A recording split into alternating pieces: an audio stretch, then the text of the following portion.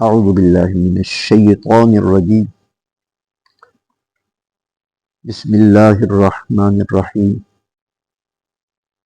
ام للانسان ما تمنا، کیا انسان کو وہ ہر چیز مل جاتی ہے جس کی وہ تمنا کرتا ہے؟ فَلِلَّهِ الْآخِرَةُ وَالْأُولَى، اللہ تبارک و تعالیٰ کے دست قدرت میں ہے آخرت بھی اور دنیا بھی۔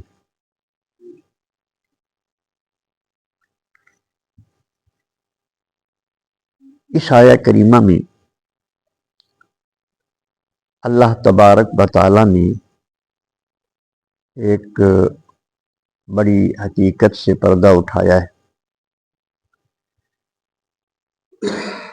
اور ہر انسان کا زندگی بھر کا یہ تجربہ ہے کہ انسان کے اختیار میں یہ چیز نہیں ہے کہ ہر وہ کام جو چاہے وہ ہو جائے، جس چیز کی خواہش کرے اس کو وہی چیز اس کو مل جائے، یہ نہیں ہوتا۔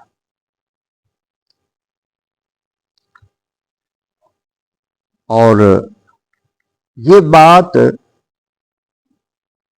بالخصوص کفار کی غلط فہمی کو دور کرنے کے لیے بھی ارشاد فرمائی گئی ہے، اور مسلمان کی اصلاح کرنے کے لیے بھی یہ بات فرمائی گئی ہے۔ کفار کے نظریات چونکہ بہت غلط تھے، وہ بتوں کی پوجا کرتے تھے، وہ فرشتوں کا ہیکل سمجھتے تھے کہ یہ اصل میں فرشتے جو ہیں وہ اللہ کی بیٹیاں ہیں، اور ان کے ہیکل ہیں یہ بت جو بنائے گئے ہیں۔ تو بڑے مختلف غلط نظریات تھے ان کے بارے میں کہ یہ ہمیں رزق دیتا ہے، یہ ہمیں اولاد دیتا ہے۔ اس کے علاوہ ان کا ایک یہ نظریہ تھا کہ اللہ تبارک و تعالی، مشرک اسے کہتے ہیں جو اللہ کو بھی مانتا ہو اور مخلوق میں سے بھی کسی کو عبادت کے لائق سمجھتا ہو، مشرک اسے کہتے ہیں۔ اب وہ کہتے تھے کہ یہ ہماری سفارش کر کے ہمیں چھڑوا لیں گے اللہ تعالیٰ۔ یہ انہوں نے ایک نظریہ بنایا ہوا تھا، اور یہ ان کی ایک خواہش تھی، ایک تمنا تھی کہ ایسا ہو جائے۔ اللہ تبارک و تعالیٰ نے اس بات کو واضح فرما دیا کہ یہ جو مورتیاں تم نے بنائی ہوئی ہیں، جن کو نہ شعور ہے، نہ عقل ہے، نہ ان میں کوئی طاقت ہے، یہ تو جرت نہیں کر سکیں گی تمہیں بخشوانے کی۔ بلکہ اس کے بعد اللہ تبارک و تعالیٰ آگے ارشاد فرما رہے ہیں وَكَمْ مِن مَلَكٍ فِي السَّمَاوَاتِ لَا تُغْنِي شَفَاعَتُهُمْ شَيْئًا، اور کتنے ہی فرشتے ہیں آسمانوں میں جن کی سفارش کسی کے کام نہیں آ سکے۔ سفارش کا جو تصور ہے اسلام کے اندر، جو قرآن بتاتا ہے، وہ یہ ہے کہ سفارش کافر کی نہیں جائے گی۔ سفارش صرف اور صرف اس بندے کی ہوگی جو مرتے وقت مسلمان ہوگا، جس کا خاتمہ ایمان پر ہوگا۔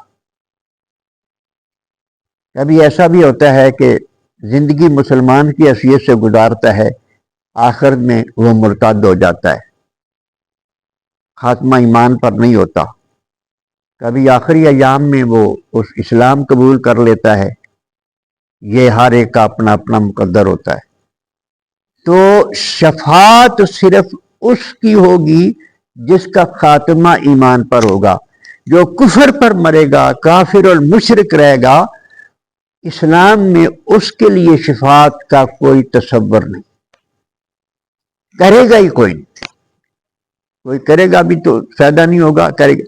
اور پھر یہ ہے کہ شفاعت جو ہوگی وہ اللہ تبارک و تعالیٰ کی اجازت سے ہوگی۔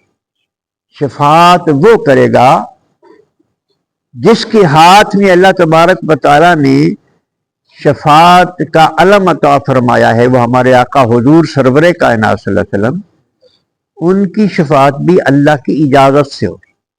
جب اللہ تبارک و تعالیٰ اجازت فرمائیں گے پھر حضور ابتدا کریں گی، اور سب سے پہلے شفیع جو ہیں وہ صرف ہمارے آقا علیہ السلام ہوں گے۔ لوگ جائیں گے دمدمیوں کے پاس، وہ کہیں گے اذهبوا الی غیری، کسی اور کے پاس جاؤ، میں نہیں یہ کام کر سکتا۔ حضور کے پاس جب لوگ جائیں گے تو حضور فرمائیں گے آنا لہا، میں اسی کام کے لیے ہوں، ٹھیک جگہ پہ آ گئے ہو۔ پھر حضور سجدے میں سر رکھیں گے، لمبا سجدہ کریں گے، پھر اللہ پاک کی طرف سے آواز آئے گی ارفع راسک یا محمد، محبوب اپنا سر اٹھائیے، یہ سوال تو سوال کر، میں عطا کرتا ہوں۔ یہ ہمارے آقا علیہ السلام کی شان ہے۔ دروازہ شفاعت کا حضور سے کھلے گا، اس کے بعد پھر جس چیز کے لیے اللہ تبارک و تعالیٰ فرمائیں گے اس کے لیے شفاعت ہو۔ لہذا شفاعت صرف مسلمان جو حالت ایمان میں دنیا سے جائے گا، شفاعت صرف اس کے لیے ہوگی، کافر کی شفاعت نہیں ہوگی۔ اللہ اکبر۔ تو اللہ پاک نے ارشاد فرمایا فَلِلَّهِ الْآخِرَةُ وَالْأُولَى، یہ دنیا بھی اللہ کے دست قدرت میں ہے اور آخرت بھی اللہ کے دست قدرت میں ہے، بندے کی خواہش کے مطابق نہیں، جو اللہ چاہے گا وہی ہوگا۔ بندہ وہی کامیاب ہے جو اپنی مرضی کو اللہ کی مرضی پہ قربان کر دے، یہی کہے کہ جو تو چاہتا ہے وہی ہو جائے، میں اسی پہ راضی ہوں مولا کریم، میں اسی پہ راضی ہوں جو تو چاہے۔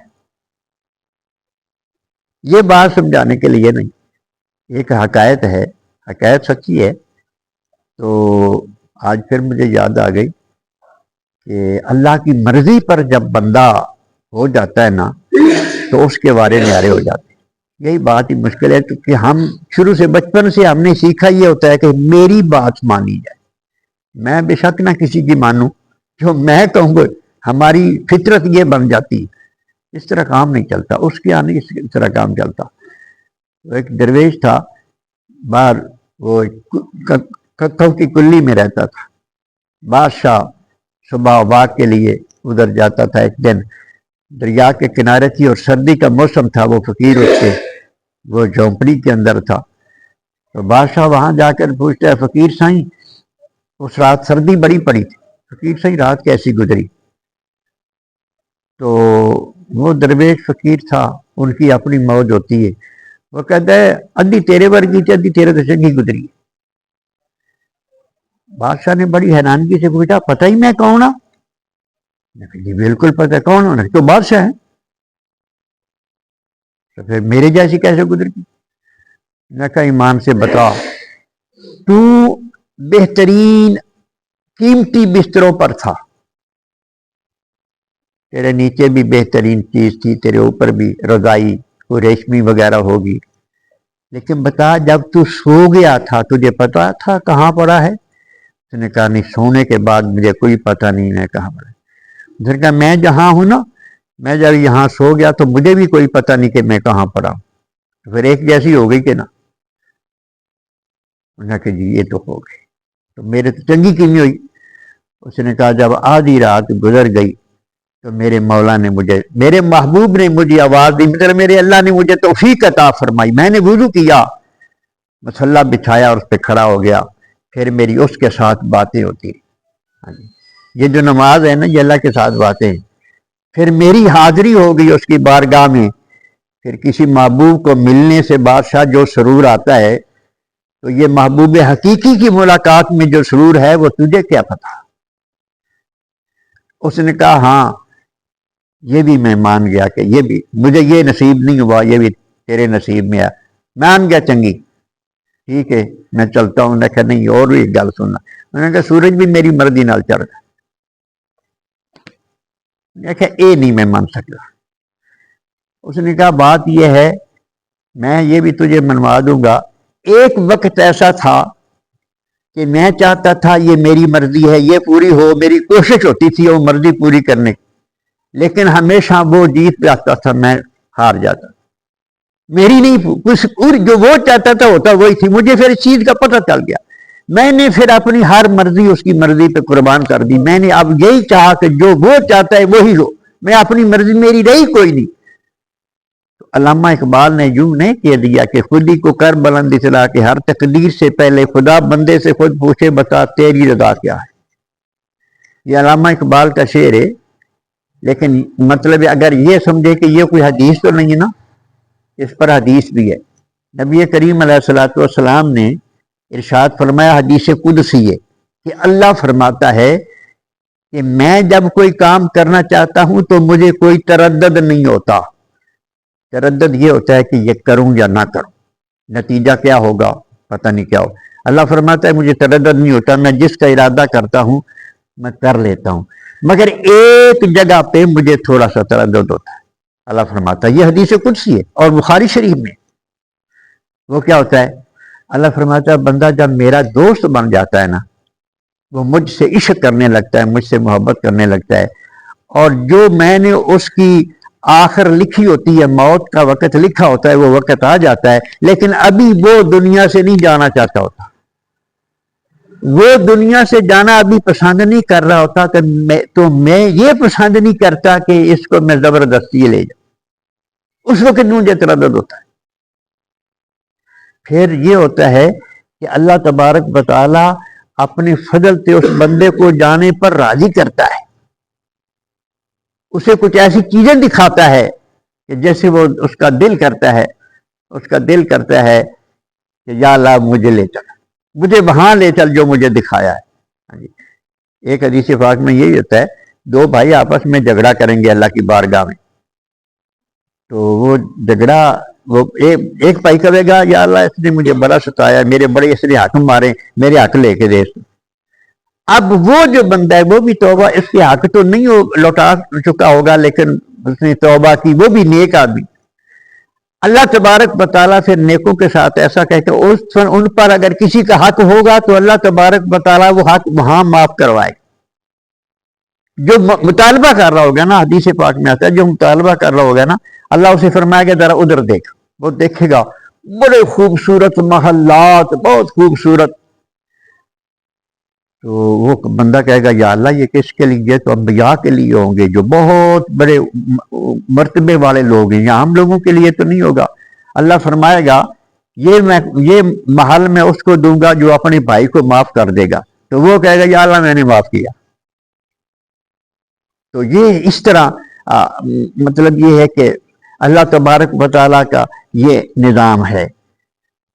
تو بات یہ ہے کہ اللہ تبارک و تعالیٰ کی مرضی پہ بندہ اپنی مرضی چھوڑ دے۔